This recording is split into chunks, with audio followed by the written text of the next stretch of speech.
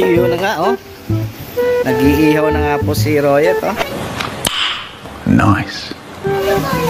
Wow. Shoutout ka muna, Royet, sa inyong mga katoto.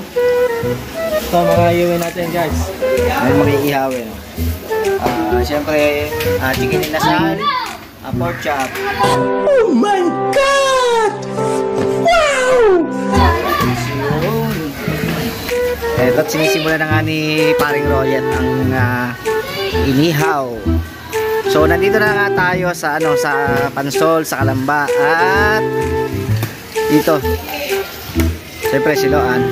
Kasama natin Siloan. Aba, at nagbibilyar na. Ayun na nga ba, oh.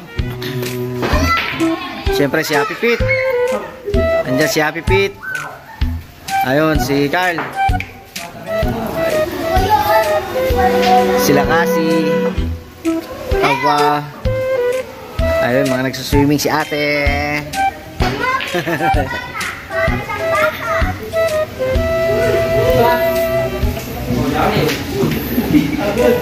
Ay, sila Kali, tsaka si Regan, sila mama. Nando sa dulo. Ayun. Eto na. So, kadarating lang namin kasi ang time in namin dito ay 7 hanggang bukas ng 5 PM mga kabiyahe. At ang mga kaklase ng anak ko na si Alto, nandito yung mga kaklase nila. Ayan. Shoutout muna, shoutout. Shoutout.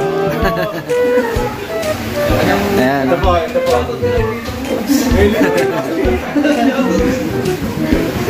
Shoutout. Congrats sa inyong lahat. Congrats. Bili kayo. Ayan. Siyempre, pasyalan nyo yun. Pasyalan nyo. Oo, pasyalan nyo.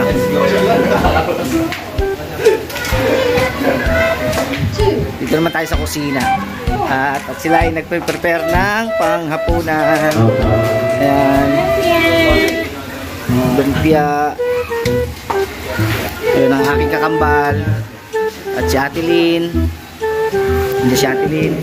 Siyempre, ando, no? Busy. Busy ang aking bebe. At magkakantahan na. Maya-maya.